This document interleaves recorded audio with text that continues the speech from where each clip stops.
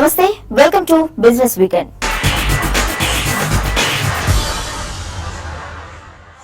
నిరర్ధక ఆస్తులను తగ్గించుకునే పనిలో బ్యాంకులు నిమగ్నమయ్యాయి. మార్చి 17న కింగ్ ఫిషర్ ఎయిర్లైన్స్ కు చెందిన ముంబైలో కింగ్ ఫిషర్ హౌస్ ను వేలం వేయాలని ఎస్బీఐ నేతృత్వంలోని బ్యాంకుల కన్సార్టియం నిర్ణయించింది. కింగ్ ఫిషర్ ఎయిర్లైన్స్ బకాయి పడిన 6,963 కోట్ల రూపాయల రుణంలో కొంత భాగాన్ని ఈ వేలం ద్వారా సమకూర్చుకోవచ్చని బ్యాంకులు భావిస్తున్నాయి.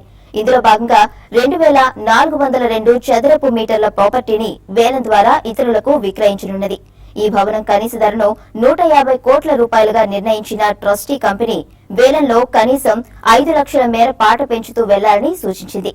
వేలంలో పాల్గొనేవారు కనీసం 15 లక్షల రూపాయలను డిపాజిట్ గా చెల్లించాలని బ్యాంకుల కన్సార్టియం వెల్లడించింది. త్వరలోనే కన్స్యూమర్ ఎలక్ట్రానిక్ గుడ్స్, గృహోపకరణాల ధరలు ప్రియం కానున్నాయి. రూపాయి మారకం విలువ 68ని క్రాస్ చేయడంతో కంపెనీల ధరలు పెంపునకు సిద్దమయ్యాయి. టీవీలు, స్మార్ట్ ఫోన్లు, పర్సనల్ కంప్యూటర్లు, రిఫ్రిజిరేటర్లు, వాషింగ్ మెషిన్ల ధరలు దాదాపు 5% పెంచే యోచనలో కంపెనీలు ఉన్నాయి. రూపాయి విలువ గణనీయంగా బలహీనపడడంతో దేశీయ ఎలక్ట్రానిక్స్ కంపెనీలు గత కొన్ని నెలలుగా తీవ్ర ఒత్తిడికి లోనవుతున్నాయి. దేశీయంగా వినిమయ డిమాండ్ అంతంత మాత్రంగానే ఉండడంతో కంపెనీలు ధరలను పెంచే సాహసం చేయలేకపోయాయి.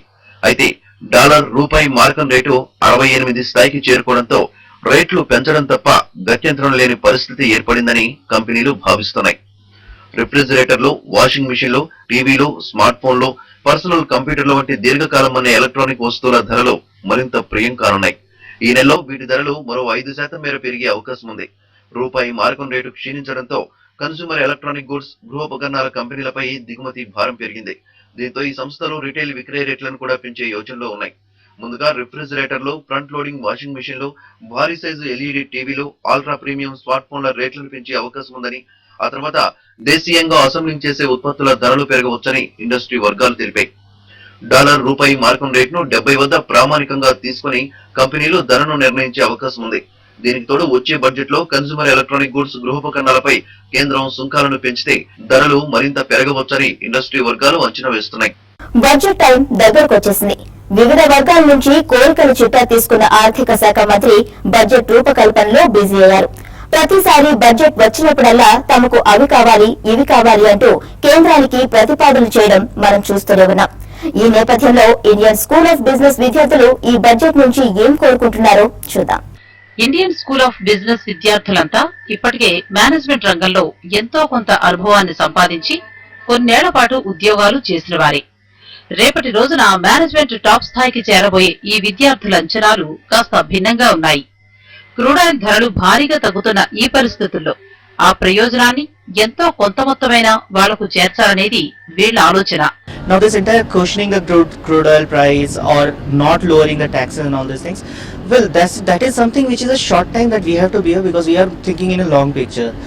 We are calling for investments from outside, but we need to make the place ready for this ease of doing business. Unless and until this is ready, no one is going to do this investment and everything.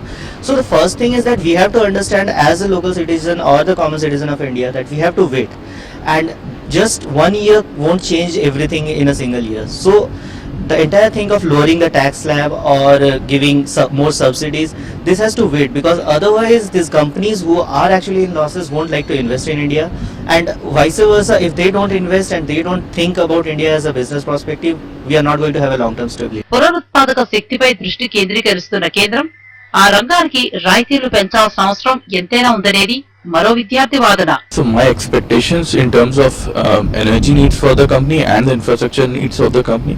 So right now what we feel that the solar power in India is expanding very heavily, but the government has capped down the prices, at around 4.3, 4.34 per unit. Because of intense competition, the prices are coming down, and the projects are being awarded on the base of lowest viability gap funding.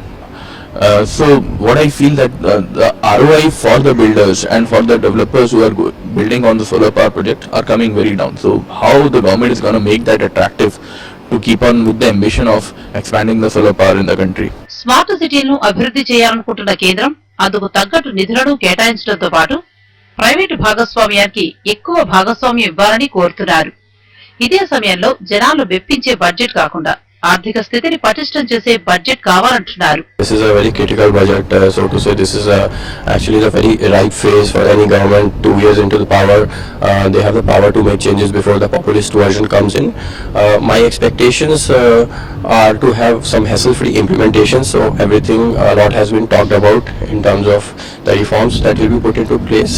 Now is the time to actually show the roadmap and have some clear laid down agenda with respect to how you are going to implement things on the ground. First and foremost, GST, a lot has been talked about, but now is the time to tell the state governments and ensure a hassle-free implementation of the GST. I would also expect the government to have a challenging target in terms of fiscal deficit in mind, because not just improving the health of the country, it is also going to show a positive sign to the world outside that India is ready for the next stage of reforms. A lot of startups from India, we have seen them grow into multi-million-dollar organizations. As of now, there are no special incentives or tax benefits that the government is giving towards the startup sector. As we know, when a young entrepreneur starts up, he as of now requires a lot of support, not only in terms of tax benefits but also in terms of other facilities from the government.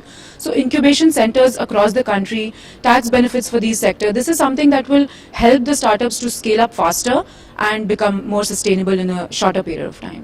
కార్పొరేట్ల సంగతి పక్కన పెడితే ఉద్యోగులు ఎప్పటినుంచో కోరుతున్న పన్ను స్లాబుల మార్పుపై దృష్టి సారించాల్సిన అవసరం ఉందనేది మరికొందరి ఆలోచన. I think the government should probably give tax benefits and other exemptions to startups and reward them for diversity and including more women in their workforce. And finally, as a consumer, I would like to say that everybody's talking about GST, goods and services tax, and how it's going to help reduce prices. But there's also this concern about exemptions or excise duties that are going to be scrapped and increase prices. So we're hoping that doesn't happen, because for the common man, your food and general groceries need to be affordable, and constantly increasing prices only pose a threat. One more thing is increasing the taxpayer base. That is one thing that I would want to see, because there is a very narrow taxpayer base in the country right now, because of which the pressure on the current taxpayers is increasing.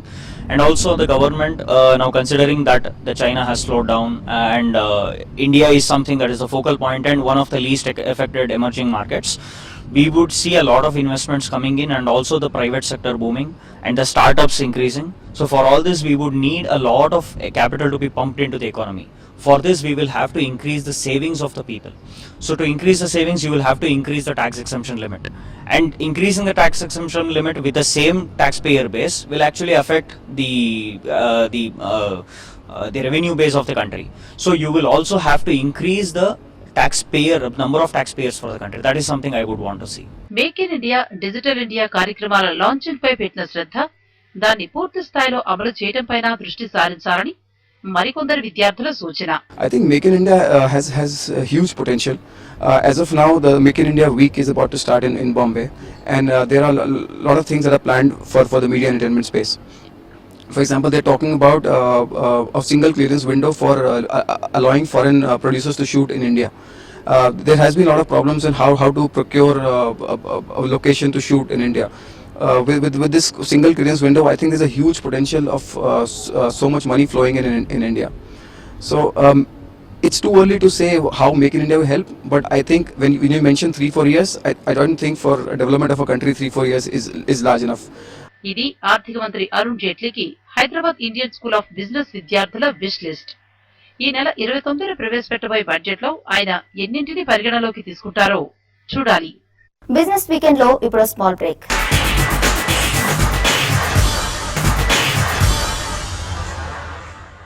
Welcome back to business weekend.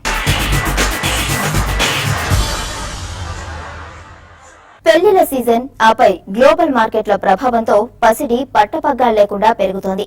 రోజు రోజుకు ఊహించని రీతిలో బంగారం ధరలు పెరుగుతున్నాయి. ఈ పరిణామాలతో 10 గ్రాముల బంగారం 30,000 మార్కుకు 350 రూపాయల దూరంలో నిలిచింది. అంటే ఈ పరిస్థితి ఇలాగే కొనసాగితే 30,000 మార్కు దాటి వెళ్లడం ఖాయంగా కనిపిస్తోంది. పసిడి మళ్లీ కొండెక్కుతోంది.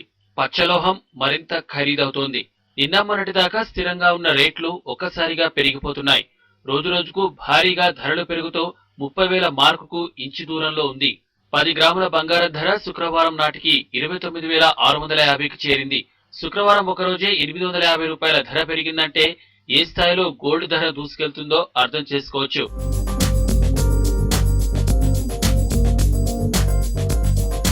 మన దేశంలో బంగారం అంటే ఎంతో క్రేజ్.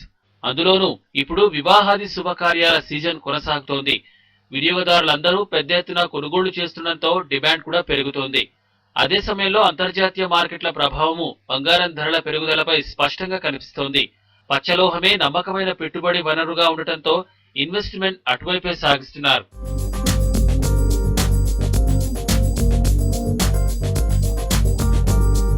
వెండి ధరల్లోనూ భారీ పెరుగుదలలు నమోదవుతున్నాయి.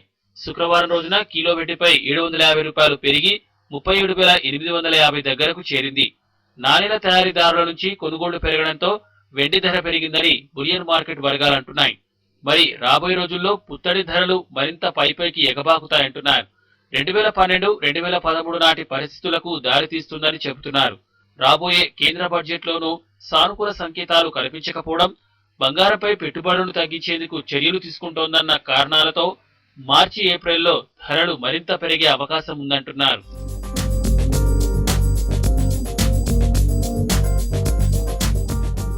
పెరుగుట విరుగుట కొరికే అన్నట్టుంది స్టాక్ మార్కెట్ల పరిస్థితి.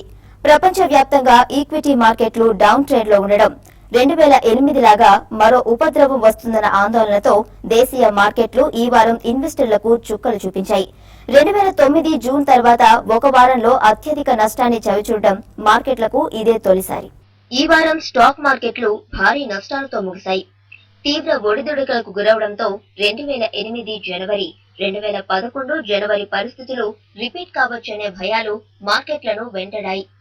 తొలి 4 రోజులు భారీ కరెక్షన్ కు లోనైనప్పటికీ శుక్రవారం తీవ్ర ఒడిదుడుకుల మధ్య స్వల్ప లాభాలతో మార్కెట్లు గట్టెక్కాయి.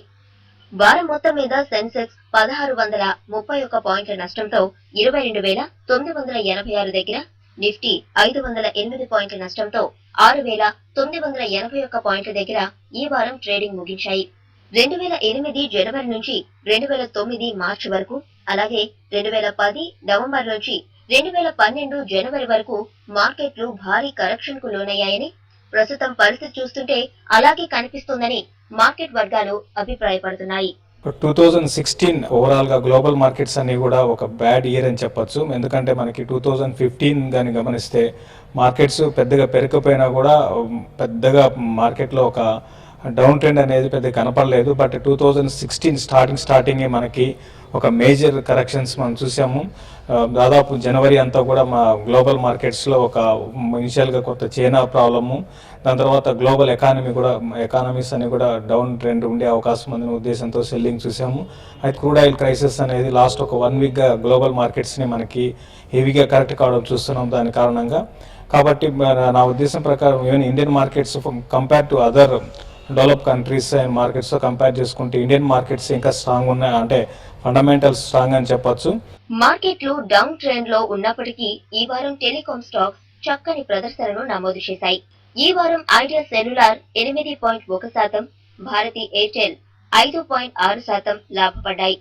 నిరర్ధక ఆస్తులు పెరగడంతో బ్యాంకింగ్ స్టాక్స్ మాత్రం ఈ వారం ఢీలాగా ఉన్నాయి. Punjab national bank 21.8%, IndusInd bank 11%, Kotak bank 10.1%, bank of Baroda 9.9%, SBI 7.9% నష్టపోయాయి. నిఫ్టీ ప్రధాన షేర్లలో BHEL 21.3%, అదానీ పోర్ట్స్ 15.7%, హిందాల్కో 14.5%, వేదాంత 14.4% నష్టపోయాయి. బట్ లాస్ట్ ఒక 10 to 15 డేస్ కానీ ఫాల్ కానీ గమనిస్తే మరీ ముఖ్యంగా మన ఇండియన్ మార్కెట్లో ఎక్కువ లీడ్ చేసిందంటే PSU బ్యాంక్స్ అని చెప్పొచ్చు. దాదాపు అన్ని PSU బ్యాంక్స్ ఆల్రెడీ మనకి రీసెంట్ హైస్ నుంచి ఒక 50-60% కరెక్ట్ అయినాయి. మరీ ముఖ్యంగా SBI లాంటి స్టాకే దగ్గరగా మనకి 150 లెవెల్స్ కూడా రావడం చూసాము. కాబట్టి ఈ కరెక్షన్ అనేది ఇటువంటి కరెక్షన్ అంటే 2016లో ఇనిషియల్గా కొంచెం మార్కెట్స్ వీక్ ఉండొచ్చు అనుకున్నాం, కానీ ఇంత పెద్ద కరెక్షన్ అనేది ఎవరు ఎక్స్పెక్ట్ చేయలేదు. బట్ లిక్విడిటీ క్రైసిస్ అనేది కూడా ఆల్రెడీ మనకి రావడం చూసాం. లాస్ట్ ఒక 10 daysగా చూస్తుంటే మార్జిన్ ప్రెషర్స్, తర్వాత రిడెంప్షన్ ప్రెషర్స్ స్టార్ట్ అయినాయి. ఇదే విధమైన ట్రెండ్ అనేది మనం చూస్తున్నాము. ఒక లాస్ట్ 1 weekగా ఏ మాత్రం మార్కెట్లో ఒక రికవరీ లేకుండా లేని ఫాల్ చూసాము. మే 9, 2014 తర్వాత సెన్సెక్స్ తొలిసారిగా 23,000 దిగువకు, నిఫ్టీ 7,000 దిగువకు పడిపోయాయి. బ్యాంక్ నిఫ్టీ కూడా 14,000 దిగువకు దిగి వచ్చింది. ప్రపంచ వ్యాప్తంగా ఈక్విటీ మార్కెట్లు తగ్గడం, 2008 లాగా మరో ఉపద్రవం వస్తుందన్న ఆందోళనలతో మార్కెట్లు కుప్పకూలుతున్నాయని విశ్లేషకులు అభిప్రాయపడుతున్నారు. ఇదే పరిస్థితి మరి కొద్ది రోజులు కొనసాగే అవకాశం ఉందని ఇన్వెస్టర్లు జాగ్రత్తగా ఉండాలని వారు సూచిస్తున్నారు. ఇన్వెస్టర్స్ ఇటువంటి టైంలో ఆల్రెడీ ఇన్వెస్ట్ చేసి ఉంటే మాత్రం ఇంకా హోల్డ్ చేసుకోమని నేను చెప్తాను, ఈ టైంలో ఎగ్జిట్ కావడం కన్నా. బట్ ఇక్కడ నుంచి ఏంటంటే markets down, risk reward ratio అనేది కొంచెము అంటే ఈ లెవెల్లో ఇన్వెస్ట్ చేసుకోవడానికి రిస్క్ అనేది కొంచెం తక్కువ ఉండే అవకాశం ఉంది. ఎందుకంటే జస్ట్ 2 months బ్యాక్ ఇప్పటికి. కాబట్టి ఇటువంటి టైంలో ఇండెక్స్ బేస్డ్ స్టాక్స్ వాల్యుయేషన్స్లో అట్రాక్టివ్గా కనపడుతున్నాయి. కాబట్టి అటువంటి స్టాక్స్లో స్లోగా ఇన్వెస్ట్ స్టార్ట్ చేయమంటాను. దీంతోపాటు కొన్ని మిడ్ క్యాప్ స్టాక్స్ కూడా రీసెంట్గా లాస్ట్ 2-3 quarterలో మంచి రిజల్ట్ అనౌన్స్ చేసిన మిడ్ క్యాప్ కౌంటర్స్లో కూడా ఇన్వెస్ట్ చేసుకోవచ్చు. బట్ 1-2 రోజుల్లో నిఫ్టీ కానీ 6,800 దగ్గర ఆకపోతే ఇంకా ఫర్దర్గా ఫాల్ వచ్చే అవకాశం ఉంది. అయితే నా పర్సనల్గా 6,800 దగ్గర నిఫ్టీ ఆగే అవకాశం ఉంది. ఇంకా మనకి బడ్జెట్ కూడా ఉంది కాబట్టి బడ్జెట్కి ముందు నిఫ్టీలో ఈ లెవెల్స్ నుంచి 6,800 లెవెల్స్ నుంచి 7,200 లెవెల్స్ దాకా నిఫ్టీ రావడానికి అవకాశం కనపడుతుంది. ఈవెన్ సెన్సెక్స్ కూడా కొంచెం ఈ లెవెల్లో కరెక్షన్ అనేది ఆగొచ్చు. ఆల్రెడీ ఇన్వెస్ట్ చేస్తున్న వాళ్ళు పెద్ద ప్యానిక్ కావాల్సిన అవసరం లేదు. క్వాలిటీ స్టాక్స్లో స్లోగా యావరేజ్ చేసుకోమని చెప్తాను. మరోవైపు అంతర్జాతీయ మార్కెట్లది ఇదే పరిస్థితి. జపాన్ నిక్కీ వరుసగా 3వ రోజు 5% పైగా కరెక్షన్ కు గురైంది. ఓవరాల్ గా వారం మొత్తం మీద నిక్కీ 11% పైగా నష్టపోయింది.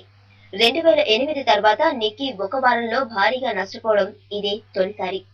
ఇవి ఈ వారం బిజినెస్ వీకెండ్ విశేషాలు. వచ్చే వారం మరిన్ని బిజినెస్ వార్తలతో మళ్ళీ కలుద్దాం. చూస్తూనే ఉండండి వాస్తవాలకు ప్రతిరూపం TV5.